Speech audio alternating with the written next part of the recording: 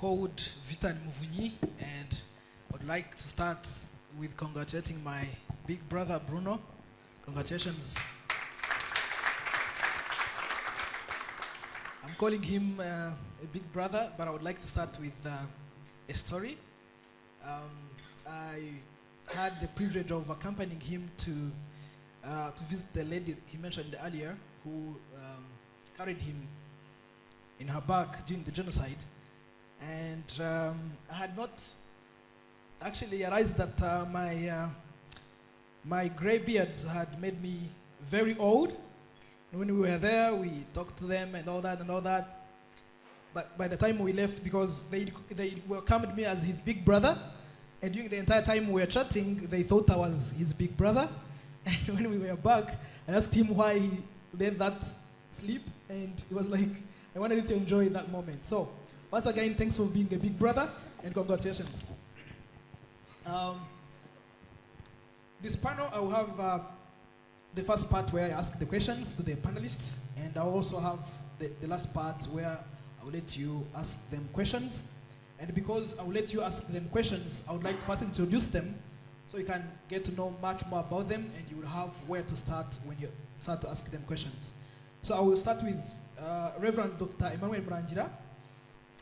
He's a pastor at St. Etienne Cathedral in Anglican Church of Rwanda, and serves as the country director for Tia Fund in Rwanda for over 15 years.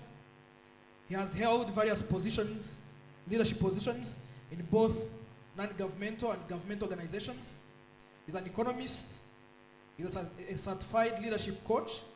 He's an ordained minister, an international speaker, and he lectures third-year students from U.S. Christian universities on development, theology, and intercultural studies. He's also a father and husband and a mentor to many of us.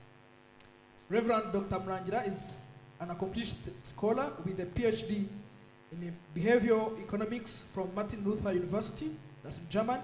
He also holds a postgraduate degree in transformational theology from Oxford Center for Religion and Public Life in the UK. He also holds a Master of Arts in Economics of Development from International Institute of Studies in Hague, Netherlands, and a Bachelor's degree of Arts in Economics from the University of Nairobi in Kenya.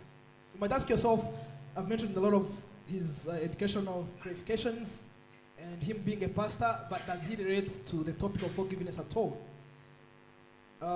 Reverend Dr. MURANGIRA was born in exile as a refugee, and he completed much of his education outside Rwanda. Upon returning to Rwanda, he tragically discovered that many of his family members who had remained in the country were murdered during the 1994 genocide against Tutsi. And drawing from personal experience of loss, trauma, and healing, he has become a passionate advocate for forgiveness, peace building, and reconciliation.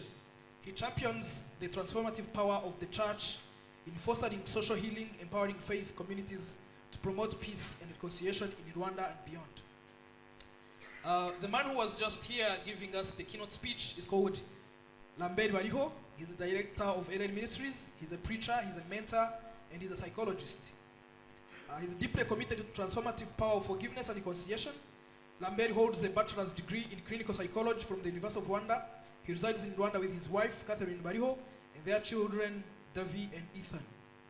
He was born and raised in Rwanda. He said, all of you know him, but I will not take the chance.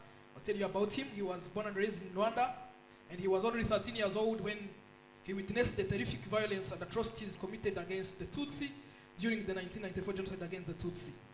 Following the capture of Kigali by RPF Inkotanyi, Lambert and his family, who were from a Hutu background, they fled to Congo, and they returned to Rwanda in 1996. When they returned, Lambert lived with the fear of potential retaliation from the Tutsi community, and his journey of healing began in 1998 when he gave his life to Christ. It set him on the path of reconciliation and transformation, and this personal encounter with God's forgiveness ignited his lifelong commitment to advocating for peace, healing, and reconciliation in Rwanda and beyond. Lambert has been an advocate for forgiveness and reconciliation, not only in Rwanda, but also among other communities that have experienced similar conflicts. He has addressed these critical issues in various international forums, sharing his insights, experience. Lambert is connected this book because he wrote the foreword of the book, which is being launched today. And as a personal mentor to Bruno and his colleagues at Ellel Ministries Rwanda, he has contributed significantly to this book, both directly and indirectly.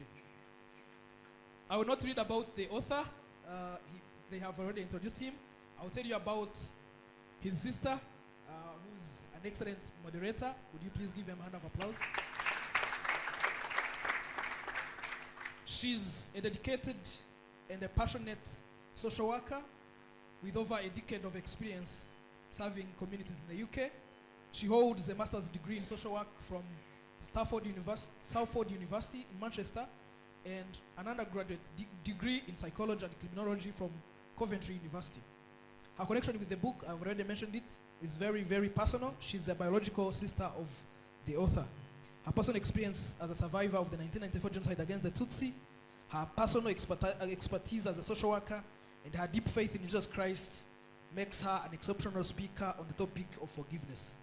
So I'll go straight to the first question, and as I introduce them, that's how I'm going to be asking them questions.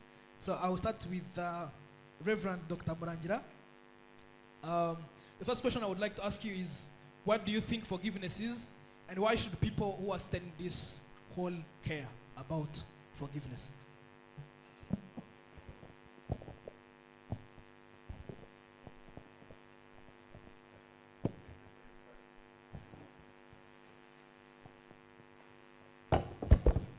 Working. I think it's a very interesting question because people have different definitions of what forgiveness is, but there is one thing. There is one thing we should know. The characteristics of forgiveness is actually transformative act of releasing resentment and bitterness and that demand for retribution against those who have caused them. That is how I understand. Forgiveness, and it is a deliberate decision. It's not something. It's not an event. It is a journey. It is something that you embark on, that is something that you struggle with, it is something that you pay a price for. Now, there is, I think there is a tendency of thinking that things just happen, and I guess perhaps it's because of my economic background. I don't believe there is anything that you don't pay a price for. Whatever it is, you have, Lambert just mentioned the investment as he was giving his keynote speech.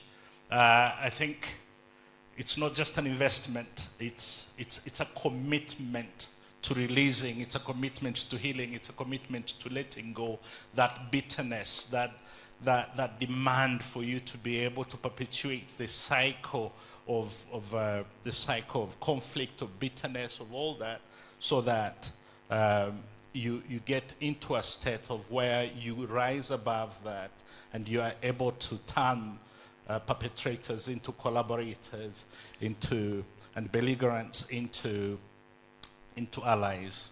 So that's how I see forgiveness. And why should people here care? Because it's very important to society, because actually without forgiveness, then how then, what guarantee do we have that whatever happened will not relapse into violence and whatever else that, that has caused that pain, that has caused that injury? Bruno, in his book, he talks about, building of a nation, building of communities. When he was here, he talked about how he traces his roots to the kings and all that. And I think as a pastor and a theologian, and as someone who's experienced in development economy, as a development economist, I want you to read this topic of forgiveness to national building. Bruno claims that forgiveness could help build a nation, could help a nation that is poor to progress towards development. And we have so many cases in Africa that are experiencing, as an expert, what do you think is the relationship between nation building and forgiveness? Yeah, thank you. I think this might sound controversial, but we talk about community mostly, and we forget that communities are made up of individuals. And people are not the same. People are not the same. And for us to be able to achieve collective action, we need to bring people together to a level where they can cooperate.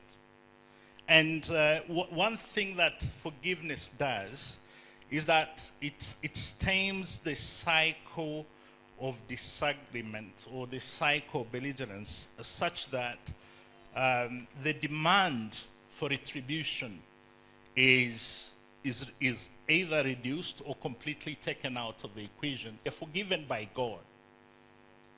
And it is that forgiveness that actually gives us the promise of everlasting life, because that's basically what makes us who we are. That's the defining factor of our identity as Christians.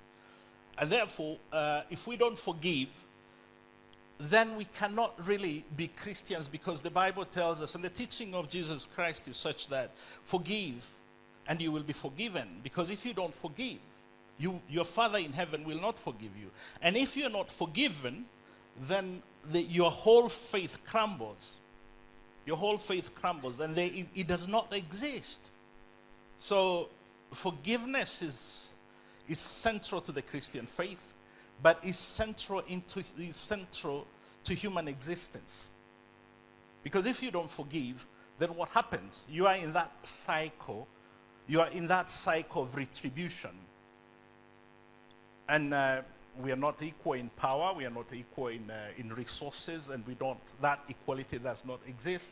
And therefore, what happens is that if I'm stronger today, then I go for retribution.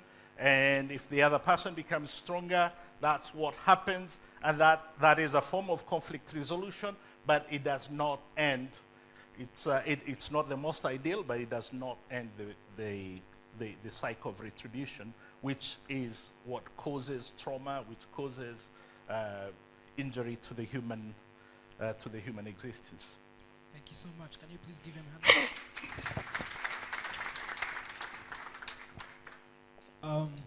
I'll go to Mr. Lambert, BARIHO.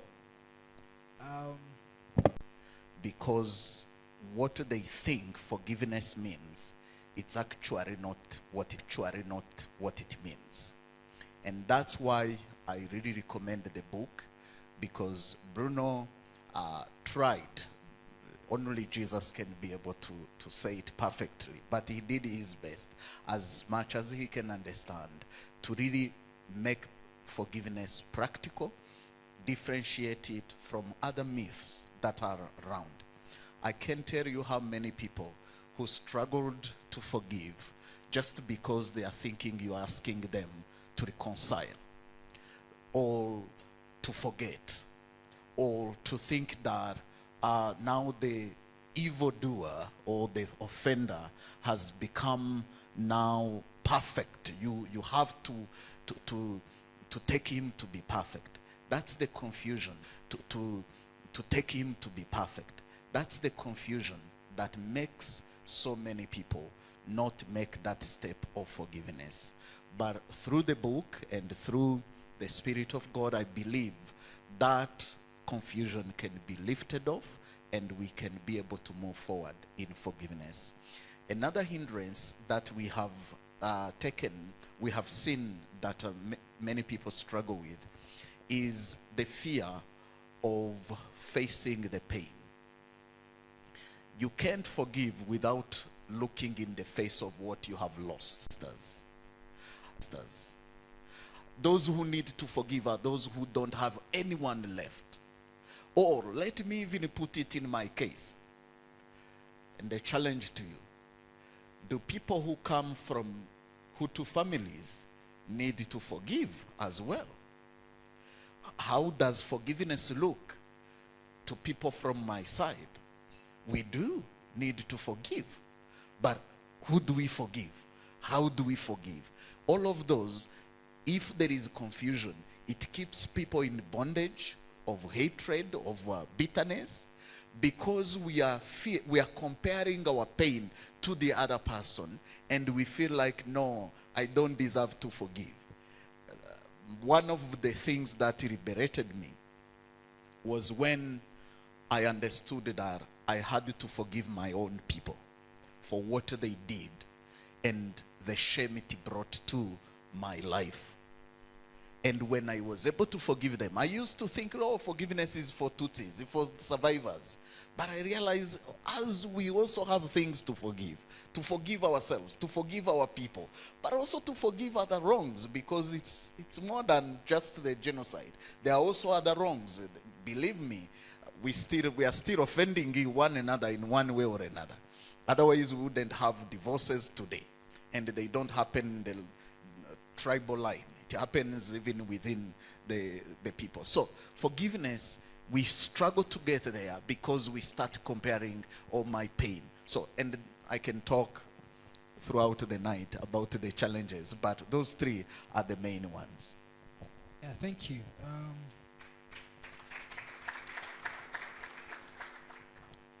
People who buy the book and read it, will say a story that I would like to ask a question from. Bruno shares in the book that that night or evening that you stood in the gap, what he called standing in the gap, and you apologized on behalf of the Hutus. And he says, because he had lost his father, and the man that killed his father had boasted about it in the Gachacha, which he mentioned earlier, he kind of struggled with, these people killed our people and they are not even sorry about it. And one of his challenges was forgiving people who did not even show remorse. So he says in the book that it helped him a bit. It didn't like help him to forgive completely, but it somehow helped him because he understood that somehow, I'm now telling you everything that is in the book. Maybe I should stop there. But he says it helped him because for once he came to meet someone who at least acknowledged the pain that he had gone through. But that's not my question. My question is, it's not just, that story is not just in the book. It's something you've been doing so many times. And not very many people do it. So I'd like to know, why do you do it? Should other people do it? Well, I was not born doing it, for sure. And why do I do it? Because I believe in it. And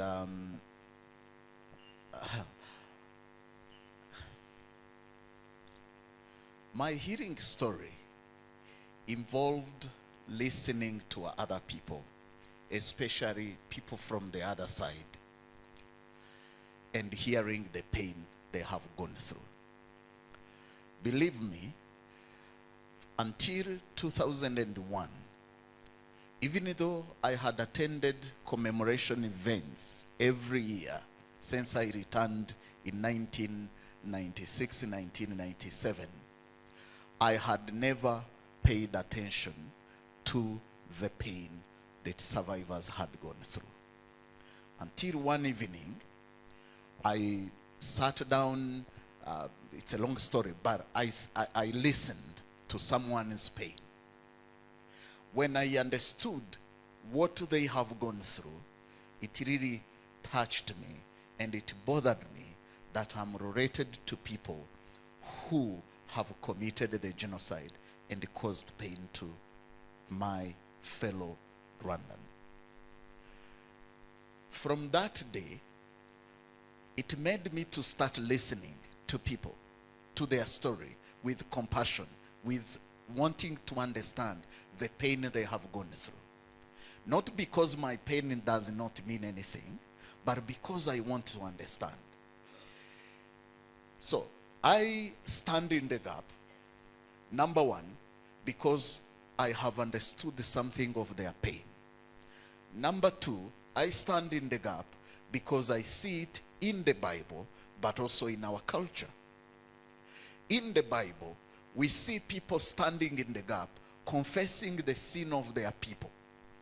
Daniel did it, even though God called him beloved man.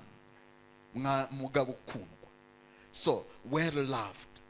So, we see Ezra doing it. We see Nehemiah doing it. Where they stood in the gap and repented the sins of their people. That's one of my inspirations. Number 2 of my inspirations is also our Rwandan culture. We talk of gachacha. What is gachacha? It's when my family have offended your family. Instead of allowing your family to come and take revenge, we would come to your family, sometime bringing our own person who offended you, and we would say, we raised a stupid person, but he has made a mess in your family, but please forgive us. That's how I have read the Rwandan culture. So that's another inspiration I have. So another reason I do it, it's also to help people know that not all the Hutus think that what has happened didn't matter. It's also for me. It's not just for the other person. It's an opportunity for me to communicate to other people that I understand your pain, that I want to stand with you. I was never able to stand with you, but this time, as much as I can stand with you.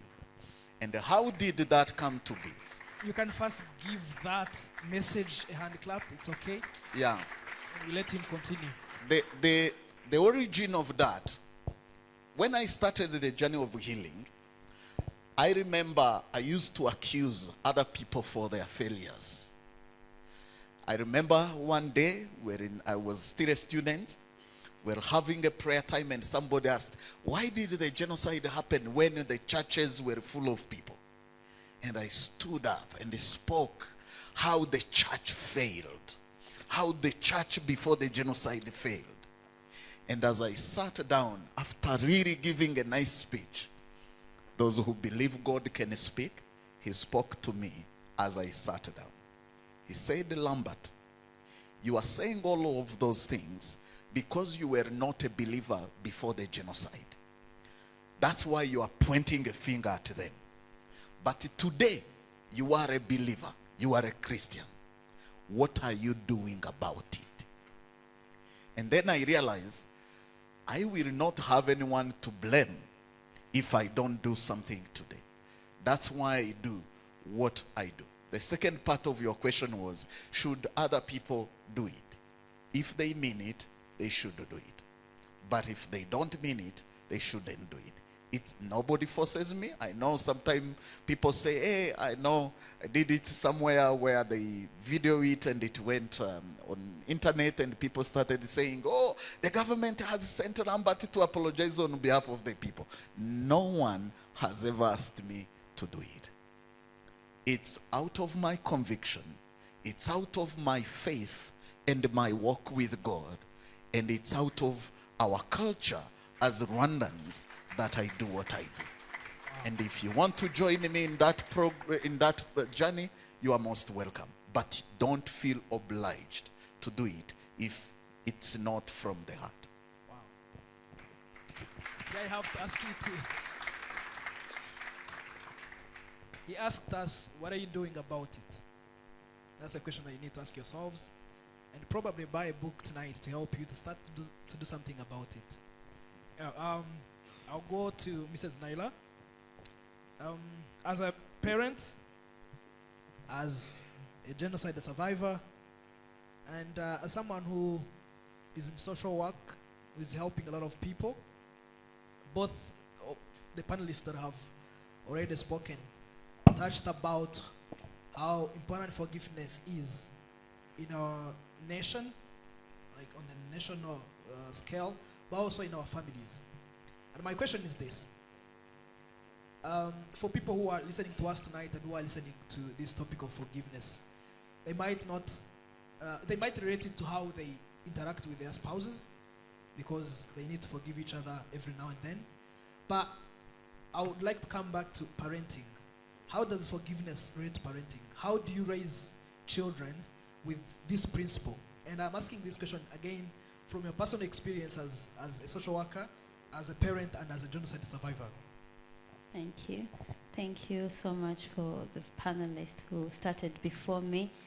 I feel like everything they've said, like I just wanted them to continue to answer because they're teaching me. I'm learning as I sit on this panel, so thank you so much. So to answer your question as a parent, I think when you become a parent, you get a new role. A role that requires sacrifice, a role that requires modeling, a role that requires to present who you are to your children because that's who they are going to be. I think I'm sat with psychologists, there is nurture and nature. So what you nurture is what you get.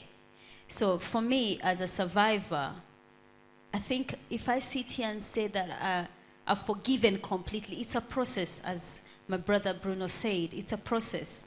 I think it depends. I think every April we go back to the process of forgiving. But personally, every time I feel like, for example, even the fact that people say genocide, that itself makes me angry. And I feel like that, it is genocide against the Tutsi. I want to make sure they say it like that. So it's a process. Now, I may not it's not about the perpetrators, but also it's a process of forgiving every single person that you meet in the journey. Life, you will meet people who hurt you. The pain will come. But when you're raising young people, especially as a genocide survivor, I cannot run away from the story. I cannot run away from my history. I've got to teach it is a cycle. We need to break a cycle. But as a Christian, as a parent who is a Christian, I cannot sit here and say I'm a Christian when we say the Lord's Prayer. Because forgive me as I forgive my neighbors, when I haven't. But I pray, as I said right now, it's a process. I don't want people to think, Naila, have you forgiven? No, I'm still learning. It's a process, and I'm hoping that the children can come with me in that process as a parent.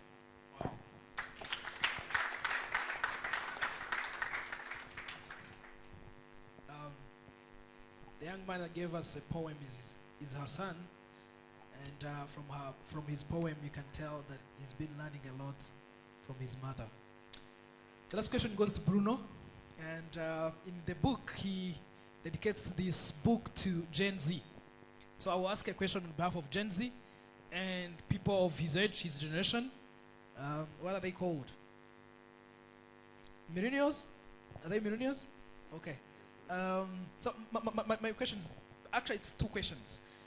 Number one, I believe this book is another brick to this building that we call our beloved country. I believe this is another contribution to our nation. But this have been done mostly by grown-up people. People like Pastor Antonio Taisire, people like Frida Umhoza, whom we have shared book reviews about. There are the people that have been writing about these books that are going to help people, that are going to help young people to build their nation. And I would like to ask you, do you have a message for young people of your age and those who are a little younger than you, in as far as writing things that might help in the national building is concerned? The question number two will be, you said in the speech and in the book that you entered your teenage years already in the jail of unforgiveness. What's your message to young people who might be struggling with forgiveness? Thank you. Thank you for the question. My answer is not crafted yet, since you want me to speak to the young people. It's a message I've been giving since 2 years ago, and it's in the language of young people. I wish you had told me the question that you'll be asking. Now that you have surprised me, I'll say it as it is. The problem, I'm looking around, and so I'll avoid to look on this table, and because Pastor will not understand. I'll say it in Kinyarwanda, and I'm sure Lambert have heard this before.